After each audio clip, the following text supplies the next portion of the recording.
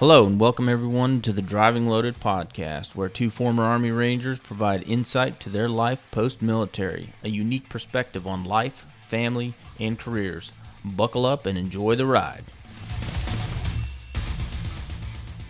Welcome back everyone to the Driving Loaded podcast. Last week we had our good friend Tony Brooks on, great American veteran there. He and I went to basic and everything together, and it was only fitting that we honor one of our veterans on Veterans Day. So that was last week's episode. This week's episode is going to be about the podcast itself. Why did we do this? Where did it come from? And who are we trying to reach on this? So without further ado, it's myself, Felipe Peters, and Jordan Hillstrom, and we're going to start getting into it. Hey, good morning, Petey. How are you doing? I'm doing awesome. It's like being in Washington all over again. It's raining, so. And imagine that it's raining here as well. So yeah, I appreciate, the intro, and, last week I had a blast. I had a good time talking with you and with Tony and hearing his backstory and to where he's at today. And he's got a cool presence when you're around that. Obviously, you know him very well, and having the time just to spend with him in his presence, he's got a very good sense about him, and I'm not like a huge on the energy thing, but just being around the guy, you feel like a better person. So that was a cool experience for me to spend some time with him, and really felt rejuvenated when I left. So if he's still listening to this phone call, I appreciate everything he did and everything he brought to our podcast and to our community in general. Yeah, absolutely. Maybe that is what attracted us in basic training. We had two strong people, and we kind of gravitated towards each other. So,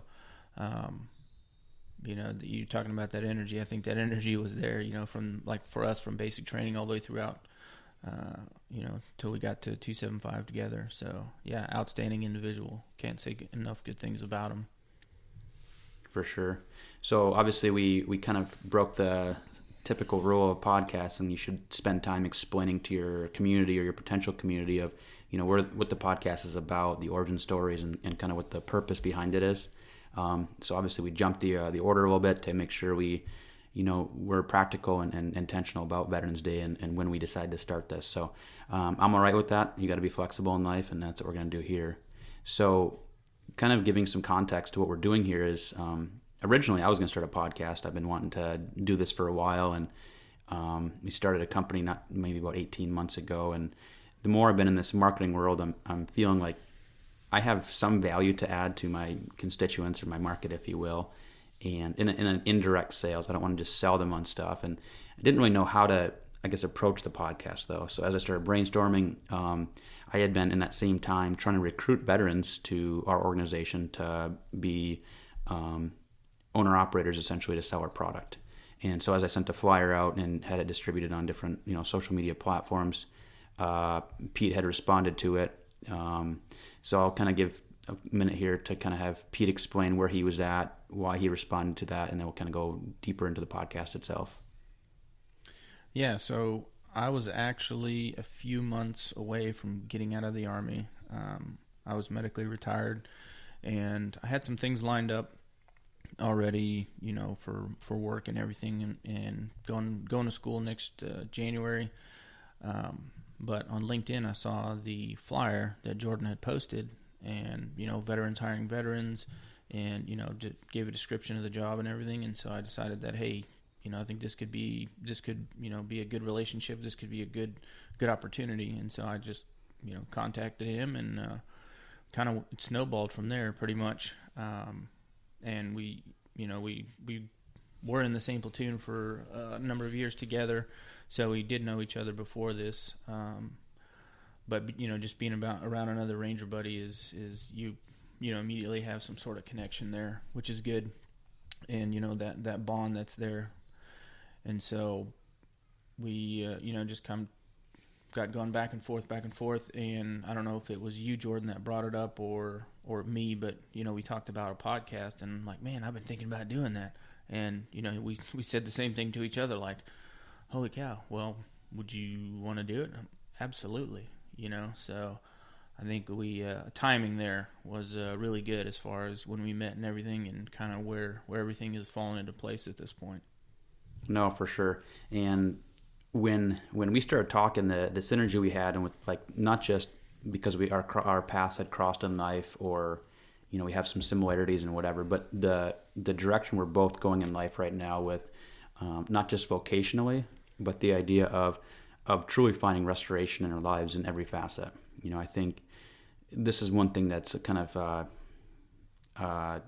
something near and dear to my heart, or I'm passionate about now, is living life intentionally and living like a full life. And for a long time, I transitioned from the military, like chronologically, but I never actually healed from some of the, if you want to call them wounds, or just going through that, even from basic training on. There's a lot of, I kind of refer back to like a rehardwiring of the brain. Like, I don't think it's natural to have young kids going out there, kill, kill, kill, and really everything your life is about, essentially like being the best, as they say, killer, or infantryman or whatever. But Yeah. a lot of transitions happen in your brain. So when you go back and, I only did 3 deployments, so nothing on the side of guys like you, but nonetheless, through the training, through, deployments, through losing, loved ones, to my brother getting blown up, to whatever, the mental shift in my mind, it took a toll. So when I got out, just because time had passed didn't mean I healed from any of that stuff. I just kind of let it sit there. And so I think you had started talking about some stuff that you're trying to get through right now too, with different things you're going through in your life from the last couple of years till now. And especially as your daughter's getting older now, you're trying to be more intentionally to be there, present with her, not just in body, but in mind and spirit, or wherever as well. So just our lanes not just crossed before, but now we're on the same path for like the underlying idea of healing and being like the best men, the best husbands, the best fathers we can be. So when we start talking about some similarities there, I'm like, okay, this is what I want to do. I want to start talking about, status quo type things, the barriers a lot of tough guys, and I'm putting this in quotes. Obviously you can't see today, but the best like fighters I know, the best guys I served alongside, phenomenal leaders, phenomenal guys. But I do think we could probably all stop for a second and realize, we're not fooling anybody if we think that you can just go on with life and not address some of these things you've gone through. So I guess my goal with this is to maybe challenge some of the current mindsets out there, and like whether it be construction, first responders, military, all these lanes that have a lot of high stress, high adrenaline type positions or opportunities you're put into. So my idea behind this podcast, like a big part of it, is to start talking to these people and engaging with them, and maybe start breaking down some of the status quo, the barriers we put out there. We're tough guys. We're not going to handle this. We're not going to address this stuff. We're tough, but you're not fooling anybody. You might for a moment, but I think the suicide stats stand for themselves in our community, first responder community, construction world. The divorce rates, they're not going down. Put it that way. The depression rates, they're not going down. So if we think we're fooling somebody, we're kidding ourselves. Yeah, and that's absolutely true. Just because that person or those persons are not in the military, doesn't mean that they suffer, from something that's job related. There's a lot of firefighters, EMTs, cops that the divorce rate is very high, and it's because of the job itself. It takes a toll on everybody, and the way transitioning from the military, it's like you're done. You're now done with what you've been doing. For me, it was for 15 years, and it's not an easy thing just to switch everything off. So I just like Jordan, I wanted to highlight this, not only in myself, but I wanted to highlight it in other people that may have done 20, 30 years in law enforcement or in the military or firefighter, whatever it may be. We all go through some of the same things. And if we can be that light, that beacon that one person needs, I think then that's a win. So, and that right there covers the why of the podcast. No, for sure. And so I want to go into some context and bring some relational pieces into this podcast in general. And you and I have talked, and I think everybody around you knows kind of your past is checkered and colorful, not in a negative way, but just you have I guess where you came from originally, where you were born into, how you got here, I kind of want to hear that story a little bit. So I guess starting out from like where were you born? So I was actually born in Mexico, not New Mexico, but Mexico. I was born in the town of Cuauhtemoc, and the state was Chihuahua. And so the town I lived in it didn't have a town, like Columbus, Ohio, or anything like that. It just had a camp number, and so in Mexico they just had little villages of people. The people that I grew up with, I was born and raised Mennonite, so kind of weird, this white kid coming from Mexico, born there and everything. But we moved to Texas when I was 4, so lived the American dream, and went to school there and everything. Graduated high school. Didn't join the military until I was about 23. Went on my own because I thought I knew better, quote unquote. So, and I didn't know better. I figured that out pretty quickly. Spent some years working in an automotive shop. Went to motorcycle school because I do love motorcycles and dirt bikes and all that. And then finally joined the Army. And can we stop a second and unpack? There's a lot going on here. So going from obviously a couple years, 4 years in Mexico to Texas, like I guess maybe start there. What shifted? Why did you guys come here? Like how did that happen? Give me some like practical things. Like how did that unfold? So basically it's land of opportunity. My parents knew that life would be better for us if we did move to the U.S. because it's a land of prosperity. If you come here, you work hard, you're gonna be rewarded for it. So like I said, we just moved down here. My dad wanted to have a better life for him and his family, so opened up a automotive repair shop. And do you remember that, like that when you're 4 is pretty young, but do you remember any of those? How did that actually happen? Do you remember? Did they tell you? I'm interested in that story itself because there's a lot of contention nowadays about build that wall, and I'm not against the sanctity of law and anything like that, but it's interesting to me hearing from firsthand account of a guy like you that is a great American hero. You served your country faithfully and for a long time, but coming from like the origin story is intriguing to me, especially with our current climate politically nowadays. So if there's any details you want to share or can share about what you remember there, I'm intrigued to be like the why, like in the how it happened. Do you remember, like, did you guys go legally? Did you jump in a little ferry boat and pay us like Smurf? Like what do they call those actually? Like a little John boat? No, the idea of someone helping you get smuggled across the border. Coyote. Coyote, there we go. Smurf is math, yeah, my bad. Yeah, that's Smurf is math. Yeah. Coyotes, that's a side hustle right there. So I joke, but kind of, do you remember any of those details at all about from going from Mexico to become a legalized citizen here? So I do not remember living in Mexico. I do remember standing we were by the house, the mobile home that we moved to in Texas. We had a 59 Ford pickup truck, a green one, 3 on the tree. I'll never forget that truck. I remember standing on the seat and, we're driving by the place that we had purchased. So, and then we lived there for a while, and my dad had found a shop, out a little ways out of town. And so he's like, hey, we're gonna build an auto mechanic shop, right there, because he grew up working on a farm, and that entails milking cows, knowing how to work on, everything that's broke, whether it has a motor or doesn't have a motor. And so that was kind of in his blood. And I do remember the shop itself, automotive repair shop, and I would just run around hand tools to people, as a little kid. And we came here in our own vehicles.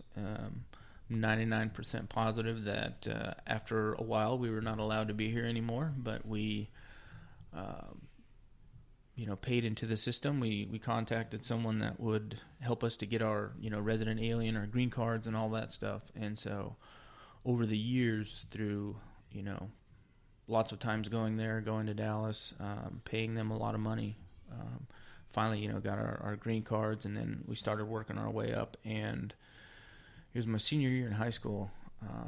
I was able to go to Dallas and get my citizenship because I had not graduated high school yet. There, I don't know if they were running a whatever program it was, but my parents were like, we got to go to Dallas. So, we go out there to the immigration office and boom, sign the papers, and I'm a U.S. citizen now. So, and so the only person that is in my family, a true U.S. citizen, is my sister. She was born in Andrews, Texas. That's a cool story, and I think I'm intrigued by it because I was born here. And I think I take certain privileges that America has to offer for granted, just because I don't know anything else. Now, obviously, as an adult, I have the opportunity to serve, in Iraq and Afghanistan a couple times and some other areas. But so I have seen a lot more depravity now. But, growing up, I didn't. I mean, I saw some tough times, but on the side of 98% of the world, that was nothing. I mean, very privileged kid growing up. So when I hear these stories, I really like to hear like some of the actual details on like the three on the tree, like the way that, it brought, all of a sudden this new light to you all of a sudden, hearing these things. That's cool. So, obviously I didn't have the same experience as you did. I grew up in middle Wisconsin, or southern Wisconsin rather, working on dairy farms. I had a very large family growing up. My dad's always, for the most part, been a business owner, mostly in the tech space. Custom software development, app development, that kind of stuff. I was one of those in the ditches. I always like to get dirty, and obviously working on dairy farms, you're up before school every day, and you learn how to work hard. So something I guess I want to ask you about your story is you talked about you're going to some schools and getting certified as I think it was a mechanic. Then motorcycle mechanic. So you decided to join the Army. Then I guess I want to hear obviously what. That's a big decision to make. So what, you don't just go one day and sign up. There's some backstory to that. Can you speak to maybe like the why on why you wanted to, what caused you to want to sign for the military? Yeah. So, I mean, growing up, we had BB guns all the time, and I was your typical boy, like to play outside, build forts, throw rocks as, grenades and sticks for my guns. And then, watching G.I. Joe, I got to see that, great cartoons, He-Man, got to see all that stuff. And so, seeing that kind of stuff, I'm like, man, I want to do that one day. And then you get to your teenage years and whatnot, and you see the Be All That You Can Be commercials and whatnot, and it kind of just kept that desire alive, the commercials. And then in high school, I read some books on military history, military units, and one of them was the 75th Ranger Regiment, highlighting who they are, what they do, and everything. And I saw that, and I'm like, man, that would be awesome. Like, when I join the Army, I want to be part of that unit. And so, actually, in my English class, our teacher told us to put something in a 10-year capsule. And so what I did is I drew the 75th designated unit identifier, otherwise known as the crest, with the star, the sun, the lightning bolt, and all that. And I drew it and colored it and everything and put it in the time capsule. And because I told myself within 10 years I'm going to be a part of that unit. And that did happen. After I got to basic training, I was able to get a option 40 contract for Ranger Regiment. But so just going back to the question, I just always had a desire. I thought it was really cool because, I mean, shoot guns, blow things up. So that was a big thing. But also, what happened on 9/11. I remember where I was, exactly what I was doing, blah blah blah. And we were raised to be what do they call that? Where you don't raise conscientious objectors. Conscientious objector. Excuse me. Well, that's how my parents were raised. So when I decided wanted to join the Army at 18, my dad's like, no. So I moved out. So I'm like, all right, no problem. Come on, Pops, come on. Yeah, well, he didn't know what he didn't know at that time. And so, time went on. I was working in a Honda motorcycle shop, and I'm like, you know what I'm going to do? I'm going to join the Army, because even from the time that, 2001, September 11, excuse me, happened, I'm like, I need to go, because I have the ability to, volunteer. I want to help out any way that I can. And I felt that no matter what my parents thought or what they were taught when they were growing up, that I'm going to do this anyways because there's so many that, laid their lives before us to ensure our freedoms. And yeah, I know it sounds like your typical story, but for me, that's what it was. And, if I'm not going to do it, who is? So, volunteered and got my option 40 contract in basic training. I was happy until I went to RIP, and then that was, miserable, as you know. So that was great, man. I loved it. I would sign me up tomorrow. Yeah, what is RIP? Tell the crowd. There's listeners here that have no idea what RIP is. What is that? So RIP back then, it was part of the Regimental Indoctrination Program. So it was basically your selection course. Like, SF has a selection course. All these units throughout the military that are specialized basically have a selection course, and that's what RIP was. It was 4 weeks, and unfortunately for us, we got there 5 weeks before the next class started, so we got to experience pre-RIP, which was it was just as brutal as RIP. So yeah, we were there basically 2 months. That was miserable. And so, but once you graduate there, if you graduate, pass all the standards that they have, then you'll maybe get to pick which battalion you go to. I was fortunate enough to get to go to 2nd Battalion. So I guess I want to stop for a second and I think break down some details here. I think it leads to the kind of people we are, and I think for the longest time I didn't think I had any value to add to anybody. But when I stop and have conversations with guys like you is when I realize there's a lot of people that have no idea the day-to-day grind of a guy trying to get into battalion or regiment rather, staying in battalion, climbing the ranks, going to ranger school. There's a lot of things we have to add to our communities, especially our non-military counterparts. We were trained to be great leaders, great fighters, and that didn't stop when we got out. But and even going back to the idea of the cover on our podcast is the mind of a fighter, driving loaded, trying to entertain, bring value to a community that's on the road.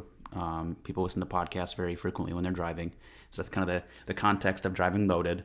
But then even going further down to the tagline of the mind of a fighter, I think every American, every person in general around the world has a fighter in them.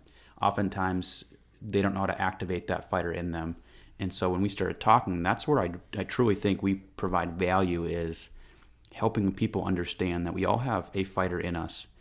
It might look different for each individual, but nonetheless, if we can help share some stories to help highlight where it started with us, and maybe someone can activate their own fighter, whether it's a fight with cancer, through a loss of a child, through trying to get a new job, getting out of graduating high school, even fighting depression in high school. And, you hear all these stories about teens being picked on. And so I think raising kids. Dude, yeah. I mean, we adopted 2 kids, and that was, that was hard. I mean, we still struggle some days with that whole process. Yeah. But so anyways, let's break these details down for a moment. So RIP.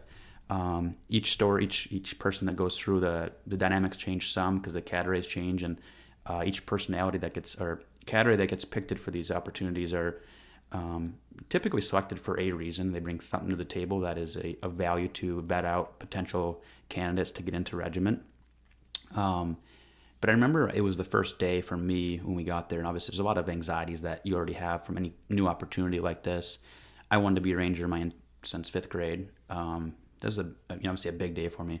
But the first day we started, I remember two kids, probably my age, 18 years old, literally come down to formation, and there was a set requirement of a pen, a pencil, your rope, your canteen, whatever it was.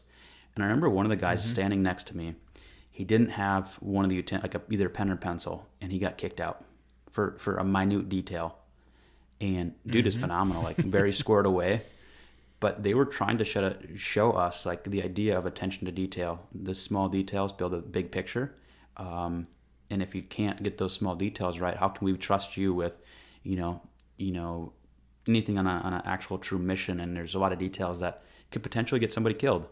So even from day one, they really honed in on these details being so important to overall mission success. And that was one thing that really stood out to me the first day I was there. Was okay, they're not basic training, airborne school, javelin school, whatever else. Those are all just, they're nonsense compared to day one of RIP. Nonsense. So maybe speak to some of the things that you had to go through that kind of stood out to you in RIP. So in RIP itself, we'll leave pre-RIP out of it. I will never forget day one of actual RIP. You go from one side of the building to the other side of the building, and now you're, welcome to the Thunderdome type deal. And it is, July, something like that. And so it's nice and warm here, and we're in the push-up position on that blacktop, and they're doing exactly what, you're talking about, attention to detail and this and that and the other, and they're trying to see who's going to quit, because you can always voluntarily withdraw, VW, as they say. And they're talking nice to you, though. Like, they're nice, they're calm, they're coddling you, right? That's a setting you're trying to show here. Yeah, yeah. We're in the push-up position when it's 95 degrees, 95% humidity on a blacktop. Your hands are blistering up because you're in the push-up position for 45 minutes, and they're screaming at the top of their lungs in your face to quit. And we got quite a few guys to quit. So you can't teach heart, as we've. I've said with a lot of military members that you can't teach heart. I think it's there. Maybe they can muster up some courage to get through something their next obstacle, but you can really see who has heart and who's willing to stick it out. And I've looked back and said, why did I do that? That was miserable. Like, why would I do that? And because I had an objective. I wanted to get to Ranger Regiment, and I wasn't going to let these guys who are yelling at me, making me do push-ups and on this blacktop, change that. And I just refused to quit. So, and it doesn't, even after day one, it doesn't get any easier. I'm sure you guys had random times to be up, and they would drag you downstairs at 3:00 in the morning, and time to go to do a PT test or do whatever. So they love to deprive us of sleep. We did get to go to the chow hall, but eating was, you better have it done before you sit down, pretty much, and then it's time to go. So that was always fun. And then, of course, as soon as you get back from lunch, what happens? You get smoked before it's time to go do another critical event, whether it's Ranger History or Ranger First Responder, the RFR, the first aid classes, and then everybody remembers Cole Range. Cole Range is, that really brings tears to a lot of people. Hit the wood line. Yeah, hit the wood line for the 87th time, and we had, I'm sure it happened in other classes as well, but we were eating. We were on our backs doing flutter kicks, eating our MREs. And we weren't eating them fast enough, so we had to put them down, get up, run to the wood line, and then come back. And of course, we went back to eating, but you don't know whose stuff you're eating because you never go back to the same spot. So I think they just did that to provide some comedy for them, because they're I give them huge props having to deal with all of us, young punks. Thinking we're all froggy, and they've got to deal with us every 4 weeks, a whole new batch of them. So, I don't blame them for playing some games with us. But, Cole Range didn't sleep much, do some land nav. Hopefully he didn't get lost or fall into one of those deep ravines that's out there at night. Did some sort of, patrol-based classes, but nothing like you would need to know, actually, like in a real setting. At your unit or anything like it. It's just kind of like an ad hoc deal. But we did that, and finally got through all those events there, hitting the wood lines a billion times, and then you get back, and I want to say right after Cole Range we graduated, didn't we?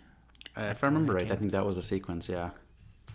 And clean your weapons, clean all your stuff, and then hopefully you get to go to the battalion you want to go to. And I was luckily able to choose, and so myself and then our guest last week, Tony, we got to go to 275, wonderful Washington State. So and there's a lot more in RIP itself, and I'm sure Tony has a lot more stories, but it's kind of the wave tops of it. It wasn't fun. It definitely tested your gut and your heart and your intestinal fortitude, if you will. Yeah, Yeah, intestinal fortitude, because you see a guy, his name is John Green, as the cadre. We're in formation. I want to say we're at parade rest. He sprints across the formation, doesn't break stride, doesn't like grab this dude by the throat and slams him on the ground. And we're like, oh, Guy's not messing yeah, around so, today. no, well, that was the thing. I'm like, this dude's on crack, and so. Yeah, remembering things like that, and he's sitting there getting yelled at it straight to his face, and we're trying not to laugh or, break up, because then we'll be next. But yeah, it was interesting times. No, for sure. I'm sure you had some good times there. No, I mean, I dude, guess I you remember knew what you were in for. Yeah, no, I think, I had talked to enough people prior to going in, so I knew kind of what to expect. And I remember a couple things that, stood out to me, but the whole time was a Suckfest, clearly. There was no fun time. Even at night, you thought you were sleeping, but you were not going to be sleeping too long. So, if you can understand that it's for a season, they're head games, and you can play the game. It sucks, but it's in those settings, they're trying to, vet out the people that aren't mentally tough enough to handle it, because if you've gotten to that point through basic training, through airborne, through, the vetting process, most likely your body's in decent shape by then. So if you can't push your body in the mental aspect, I think that's really, in my opinion, what they're trying to really get down to is who's got the mental fortitude and the intestinal fortitude to figure this out and drive on. And I remember one individual specifically that we'll call him Monkey. He was a sergeant, and he got out of the military. Oh, I know this guy. He got out of the military and he came back in, but he was still a sergeant coming back in. So at that point, as a young private, you revere rank. So like a sergeant's scary to you. Like you hardly want to address them and whatever. So he was in the class with me or with us, and there was a couple others that had been, actually went on to serve with in 275 as well. But this one specifically, we were about to go on. I'll back up a second. The night prior to a run, every hour on the hour, they woke us up, had us in formation, and we had to drink what was supposed to be, we gathered later on, a 1-quart canteen. But the cadre at night screwed up, and they had us drinking 2-quart canteens every hour on the hour. So that plays out later on in the story. Hear me out. It's a lot of water to take in with no electrolytes, right? So yeah, that's not good for you. So luckily my brother had pushed me very hard prior to military, because he was already in. He was in the Q course, and he actually got hurt. He ended up going off to some other units, sniper type stuff. But he pushed me super hard to push myself physically prior to getting in. So when I got in, I was not struggling near as much as most. And I'm a smaller guy, so running to me has always been kind of easy. So Monkey says, hey, I'm going to struggle tomorrow, or today actually. I was about to go on this 5-mile run in uniform boots. And if I remember right, the first mile was super fast. There's an obstacle course somewhere in the mix, and you have to finish under 40 minutes in uniform boots, the whole nine. And he tells me, he's like, he's like, push me. He's like very adamant about, you have to push me. And it was from that day forward, I had great respect for him, because he knew, situational awareness, and he was aware enough of himself, where he was at physically, that he maybe wasn't quite in the right shape to get through this again, but he knew what he had to get through to get to regiment again, or to stay in whatever. So I remember that day pushing him, and he was not happy with me. But I remember even the looks on his face to this day of the appreciation in the moment that, young kids willing to push him. And we actually, from then on forward, he was just a great dude, very humble leader in nature, and I still respect the guy to this day.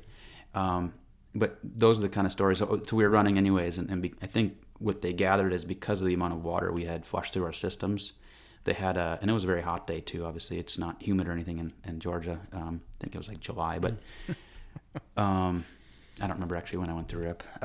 Anyways, so we had a lot of heat cats, a lot of guys falling out, getting onto the cattle car or whatever, the fallout van, if you will.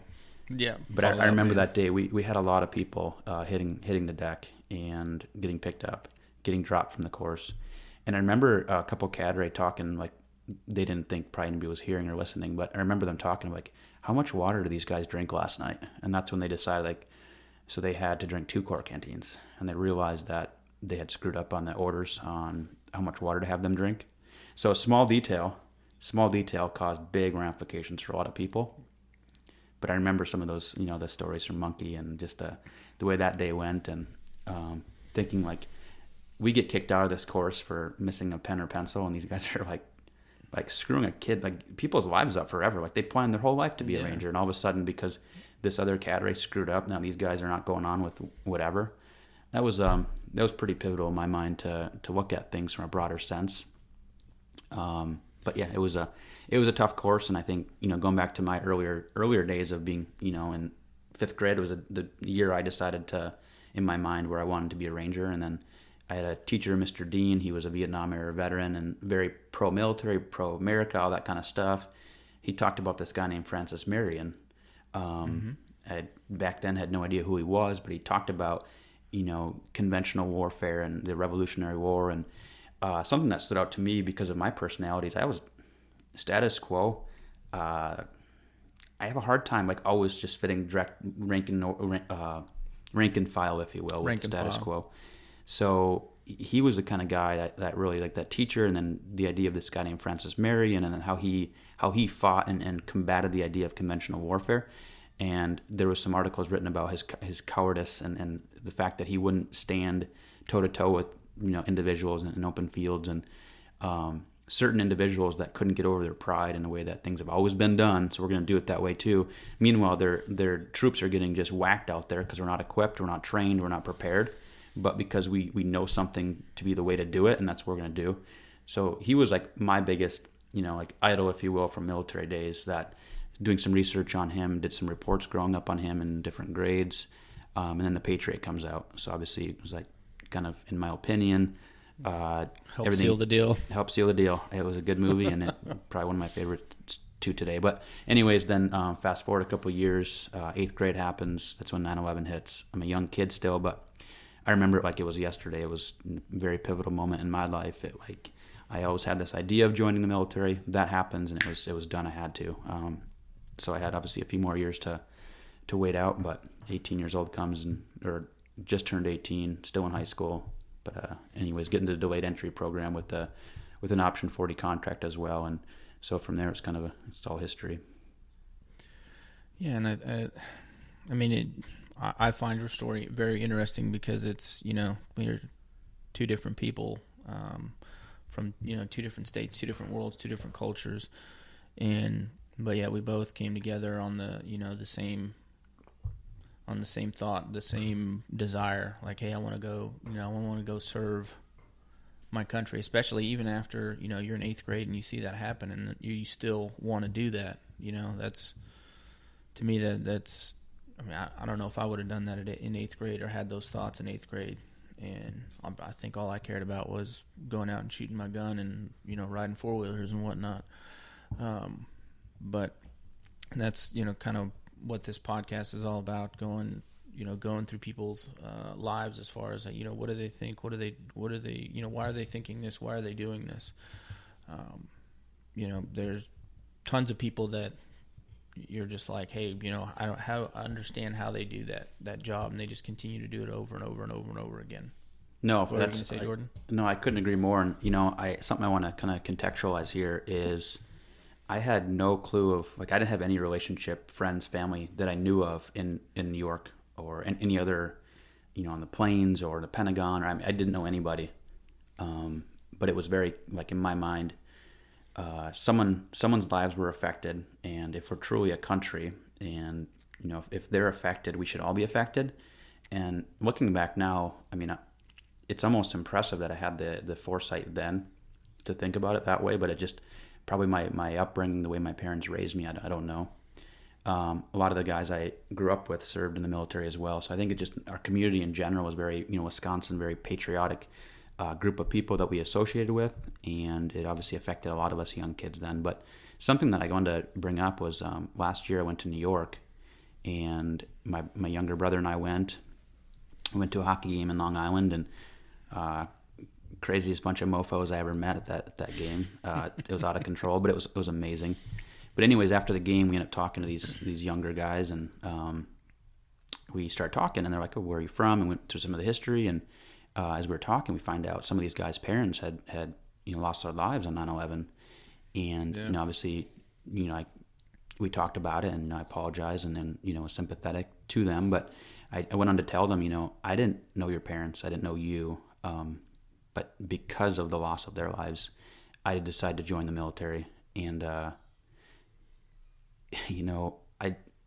grown men breaking down and crying.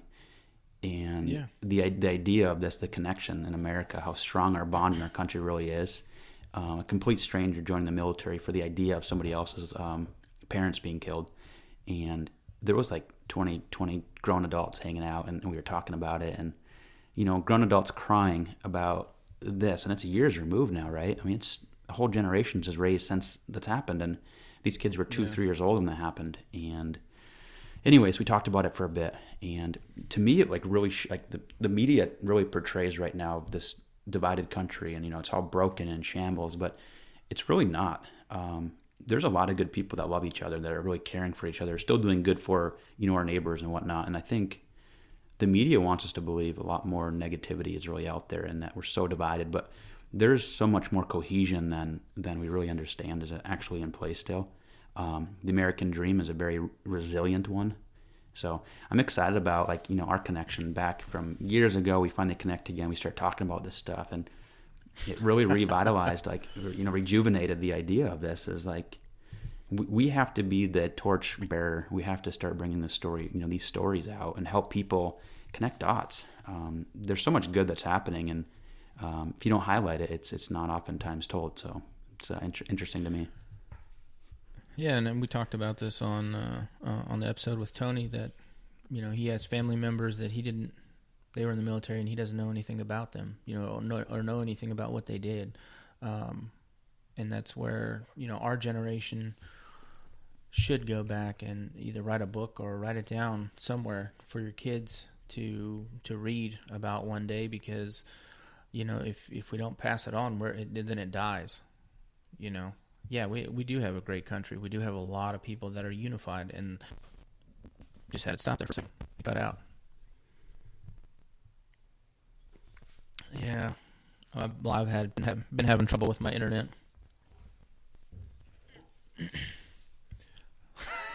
No worries, that stuff happens. But no, I well, you better move back to Washington. It's blazing fast out here, I hear. No, that's true, and I think Tony kind of broke that down a little bit last week about he feels like, does he really have a voice, or should he be telling these stories? And I think I obviously really respect him for stepping out and doing the research and not even knowing if he's going to do anything with it for years now, as we talked.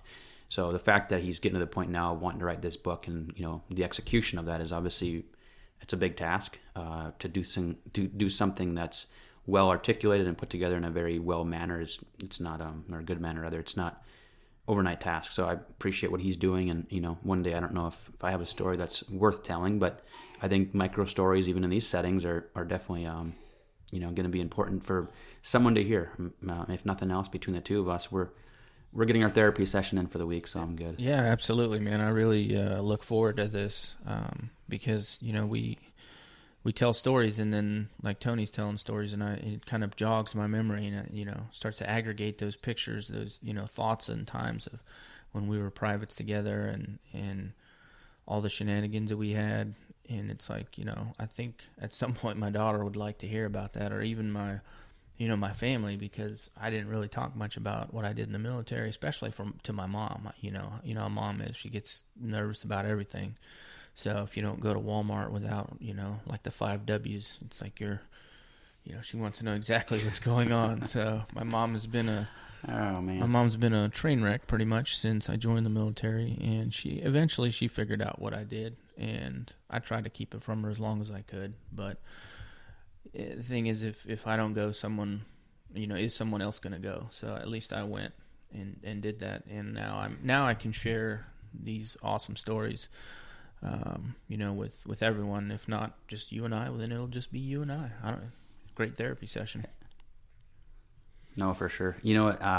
My wife, we were engaged for our last deployment, and she was, crazy supportive, and I did lie to her continually though. Like, I'm in an office setting, like then you're on the webcast or whatever, and you got like goggle marks and stuff. Yeah. So I didn't do a great job lying, but she was super supportive, and so that was awesome for the last deployment. And prior to that, my parents were, crazy supportive there's a lot that happened in our family, from me getting malaria to my brother getting blown up. But my mom, I remember her sending like from cookies to like rolls of Copenhagen to Afghanistan. Yes. So she's not like pro tobacco type, like chewing tobacco is not her thing, but she understood what I was like. I wanted it, and for me and the boys or whatever. And Yeah. she literally would go to different locations trying to find the freshest Copenhagen. Hey, that so makes... she would ask the teller that dude, I mean, it's huge. 3 or 4 days, and then you got 3 days of shipping. Like dude, that's a life cycle of Copenhagen, right? Exactly. Always look on the bottom of the can.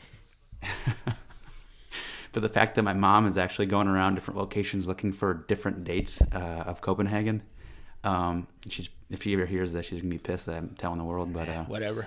That was one of the moments that, it's like, that's what true love really is like checking the dates for Copenhagen. Yeah, I mean, that's because that is like one of the most important things. That's a currency. And so the second part, for the people that are listening that have been deployed, that Copenhagen doesn't come in, the same can as it does here as it does over there. It's plastic over there and doesn't taste the same. It's not the same. Oh, heck no, dude. You've got American Copenhagen, buddy, you're a millionaire.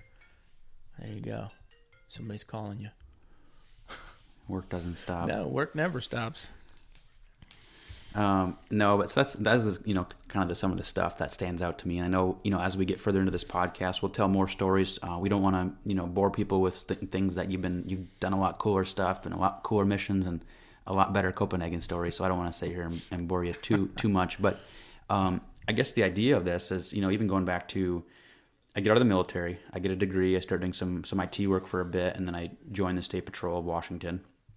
Do that for a few years. Laterally transfer to a city department and do that for a couple of years, and now, and I guess to stop for a second, I'll unpack some of the stuff later on. But I was affected horribly with a lot of scenes I was on as a trooper or even as a law enforcement officer in the city. There's a lot of depravity, a lot of brokenness in our communities, and a lot of guys you would see on like a Sunday at church or on the job on Tuesday as like decent dudes. And then nighttime comes around and they're coping because they're like PTSD or something else. They will never address it, but they'll be drinking. They'll end up beating up their wife. So like a good dude in a bad spot. Mm-hmm. Dude, I remember, I'll tell you this one story real quick. And I know he's probably listening. I won't give his name now. But so I'm a cop in the city. And DUI hour, it's probably like 11, 12 o'clock at night. So you're always out there hunting for DUIs or whatever. Nefarious activity, if you will. Nefarious. Please explain that, trooper. So anyways, the idea of this, you're kind of patrolling the streets and looking for stuff to stop, right? And this one car was blazing by me in like a 25 or 35 zone. So I turn on the car, and the car jets down some side road, and I turn around, chase after it. Eventually stops. And when I get to the car, there's like 2 people in the back seat, 1 in the front passenger, and then this female driver. And I could smell alcohol right away. So I, asked her if she's been drinking. She said like 1 or whatever, right? Nothing crazy. Get her out to do field tests, and she gets out of the car. So I, ask for backup or whatever. These guys are chirping at me or whatever, like getting all angry for pulling their sister out of the car. And she's the DD, right? Mm-hmm. Well, DD is designated drunk for all you non-troopers or cops out there. Designated drunk, that's for sure. So that being said, take an Uber next time. Yes. Or Lyft. So anyways, get her out of the car, and these guys are just chipping, and one guy gets out of the car, so I'm like, hey, can I get some backup, whatever. So that guy gets out, backup arrives, but then as that happens, one of their passengers gets out of the car, and dude, they're plastered, put it this way. They're drunk. Dude gets out of the car and he starts yelling at me, and then all of a sudden he runs back, jumps in the driver's seat of the car, and takes off. Oh God. Which is a no-no. Yeah. Right? No-no. Evading. So my trooper buddy, another local guy that I work with, gets tunnel vision. Instead of helping me, and I'm at this point, they're like pushing up on me and stuff. This guy is. And the car takes off, so my buddy chases after the car. Oh my God. So I'm left to handle these people. So there's one male, or 2 males and that female at that point outside the car. The other guy took off in the car. So I don't have backup yet, and both guys are bigger than me, trying to handle. I was still doing SFSTs on this, or the standardized field sobriety tests on the female, and the guys start like pushing me and whatnot, and so that I open the back seat of the car, and we're still scrapping a little bit, and I throw one guy in the car and shut the door, which is a no-no because I have no idea if he's got weapons on him or whatever, but I needed to de-escalate, and I was by myself, and so now I've got one male, one female, and then I get back up and we start, I get some help and we get the scene under control, and the guy in the back seat of the car, he's got like this tactical gear on, whatever, like his jacket was like one of the 511 jackets or whatever, and he's got like, his pants look like they're tactical, and dude, the night before I had this guy that I arrested as like, I'm a sniper, and dude, never in the military, like ROTC, but oh my God, just being a jerk. And so I told this guy, I'm like, let me guess, you're a sniper or something. Like I'm just chirping him at this point. And dude comes unglued, and I'm like, but he's pissed, and so he starts going back and forth, and get him out of the car, and because he's fighting me. I guess you can't fight cops. I guess that's against the rules. So I cuff him and start searching him and find some drugs on him or something. And anyways, I start seeing like something about this guy. I'm like, I recognize him, but I don't know from where. And it takes a while, and there's a bunch of crazy connections that happen. But I realized, like, dude, I served in like basic training in I think airborne school with the guy. Really? Like we slept literally like in Georgia. I grew up in Michigan. He grew up out here. So the fact of the matter is, we served together for basic airborne, some of those schools. We parted ways, never talked again. I moved to Washington. He gets out of the military. Like this is like a week after he got out of the military. Just got out. He just lost a good buddy due to suffering. Like he had served a lot longer than I did many more deployments, and not with the regiment. So the conditions were not always as good as we had it. So anyways, it's a long story to say this. He was struggling like ridiculously. So I actually took the case. Once I recognized who he was, I wrote a letter to the prosecutor and essentially told my sergeant, like, hey, I don't feel comfortable handling this case from here on out because of the connection I have. And they end up doing and they'll do this for a lot of offenders. If in certain conditions they can do what they call a diversion, and you go through like whether it be alcohol, like some kind of therapy, or drug court or whatever. So if you fulfill the conditions, you don't actually get any kind of felony charge on your record long term. Yeah. So it's a way to kind of help someone stay on the straight and narrow without having a rap sheet for the rest of their life. So the cool thing is we stay in contact now. That's crazy. And we have very fun conversations. But that was kind of the story that during my time as a cop, even until now, people are hurting out there. Our community is hurting. And I don't think we do enough post-military to help each other out. And it goes past the military. It goes into, I talk to truck drivers now because of my vocation in our company. I talk to a lot of truck drivers.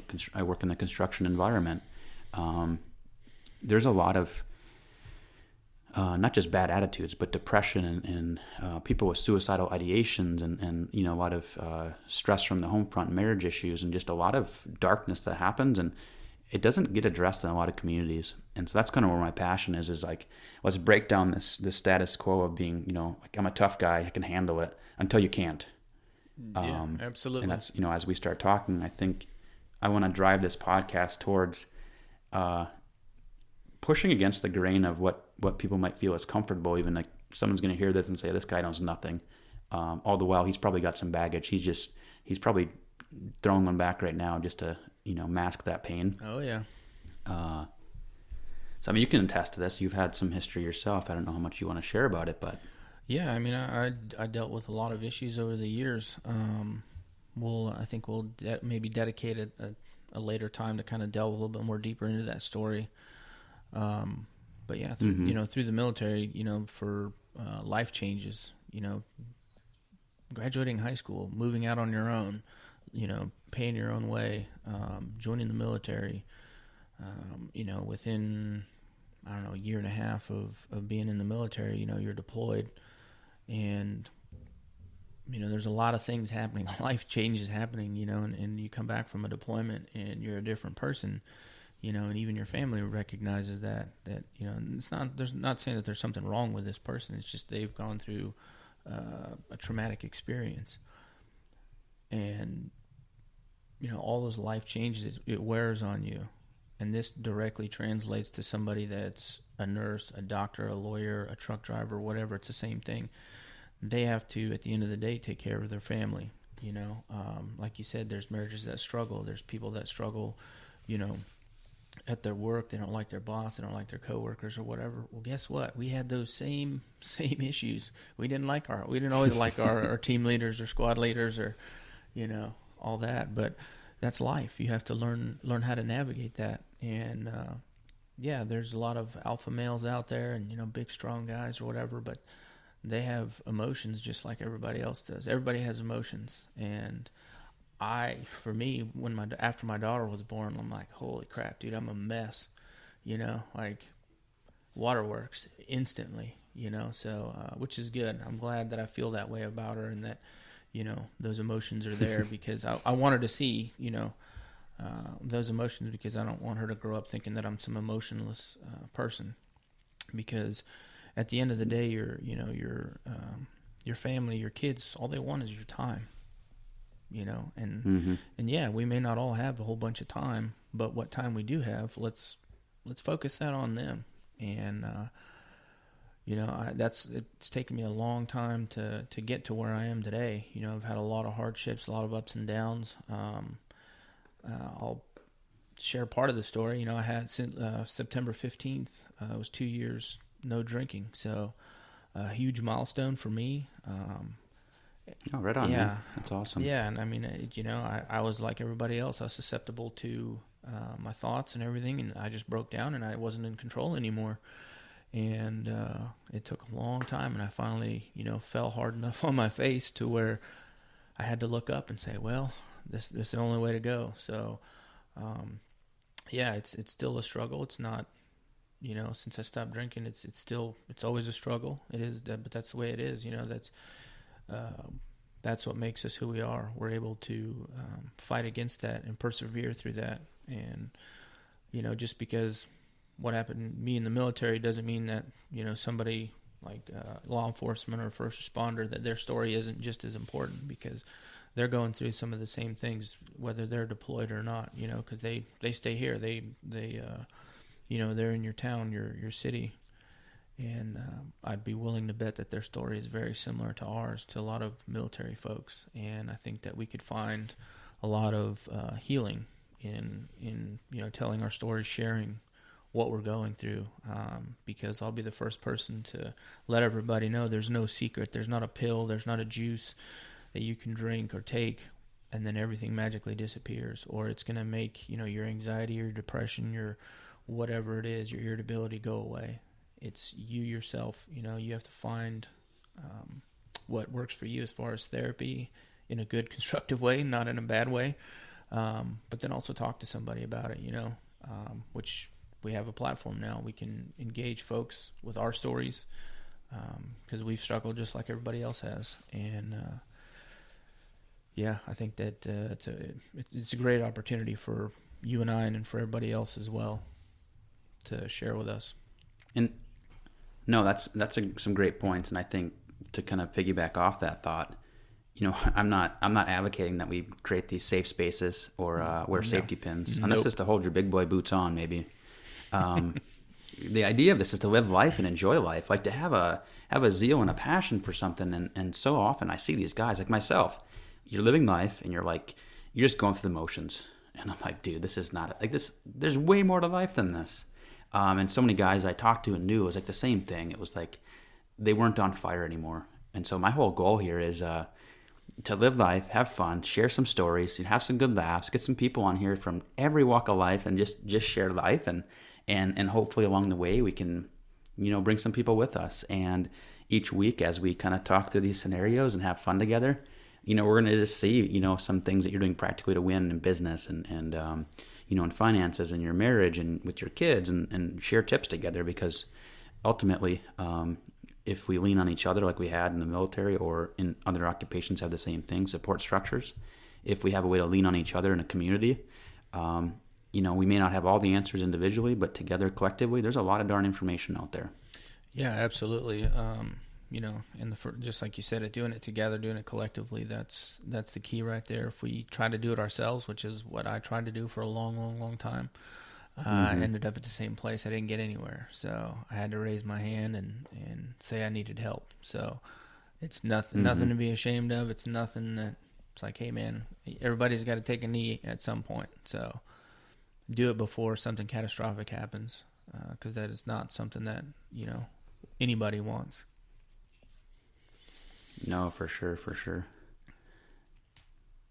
So I guess I'll say this. Obviously we've spent some time talking about our history, kind of maybe the origin story of the podcast itself. The direction we want to go is start engaging with people from any occupation type, any walk of life, people that have a story to tell, but maybe are whether too embarrassed, too shy, too humble, whatever.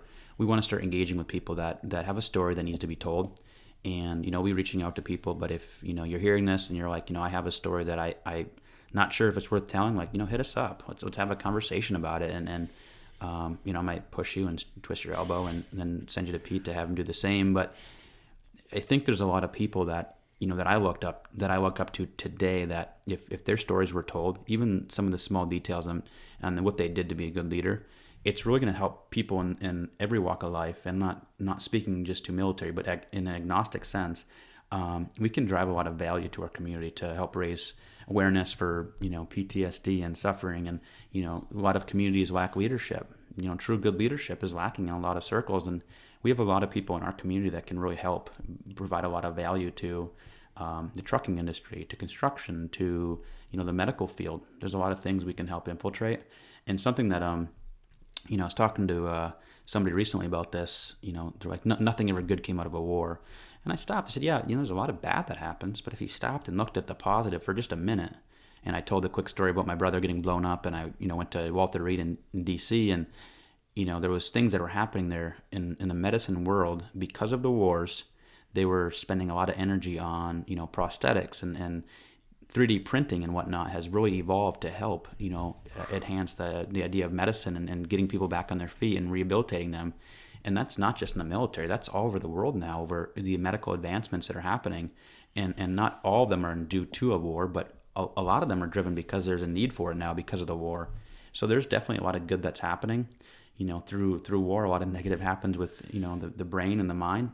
But you're also driving leadership skills, and the guys that can go out there in the career field now and help drive that same skill set they had, they learned, they honed, and now they can be successful in a outside the civilian population, and really help drive the 5 Ws, and some of the things you learn in the military help reproduce that same skill set in the civilian job sector. Yeah, absolutely, and I think we can do better as veterans to try to help the civilians, the people that may have not have ever been in the military, to understand us. We need to be a little bit more open with them. A lot of times they're intimidated, by somebody in the military, because they know the things that they've gone through in the military. So that's one thing I've heard from other people out there, in the civilian sector, that generally veterans can be perceived as very intimidating. So we need to squash that and just be open with them. We need to learn to talk like civilians again, and engage with those folks, because if we stay in our lane, as far as like all we're preaching is military, I think we're doing everyone else a disservice, when, just like you said, we have the ability to go into these different career fields, or these different communities within our community, and then basically relay our experiences and our leadership experiences throughout our military career. I think that is a key element there, because we have been exposed to a very harsh leadership. So but I think it's all about getting to connect with folks out there that are, I guess, kind of have the same mindset that you and I do. So I'm looking forward to it. No, for sure. And I guess in closing, something that just popped in my mind is reevaluating where we're at in life, not just always in the emotional sense, but physically, emotional, financially, whatever element we're dealing with right now. You get stuck in a rut. Sometimes it's hard to get out of that rut. But so right now, I guess in closing, I just ask this: like start compartmentalizing areas of your life, and try to pull back and objectively look at what's going on, and try to find some local resources to help you get an actual objective evaluation of how you are currently handling life. Because sometimes our blinders are too I guess dense and too narrow that we don't see what's going on like in an objective manner. So yeah, I guess I would ask this, that if you can start seeing now, right, where I'm currently at, and if there's an issue in any area or somewhere you want to not even always bad, but get better, excel in that area, start that conversation today. Don't wait. Don't hesitate to make your life better in any capacity, because ultimately it's all going to affect who you are, and the enjoyment you have, the joy you have in life will be affected negatively if you're struggling with finances or with the emotional piece. So yeah, I would just say stop and touch base and see where you're at with different areas of your life. Yeah, absolutely. And if anybody wants to write in, the web address is thedrivingloaded@gmail.com. All one word, thedrivingloaded@gmail.com. Don't be afraid to hit us up, ask us some questions. That's what this is for, a discussion. So send them on in. Right on. Well, I appreciate you guys' time. Appreciate tuning in, and hopefully you took something out of today's podcast, and we look forward to engaging with you next week. Absolutely. Same here. I can't wait for the next one. See y'all.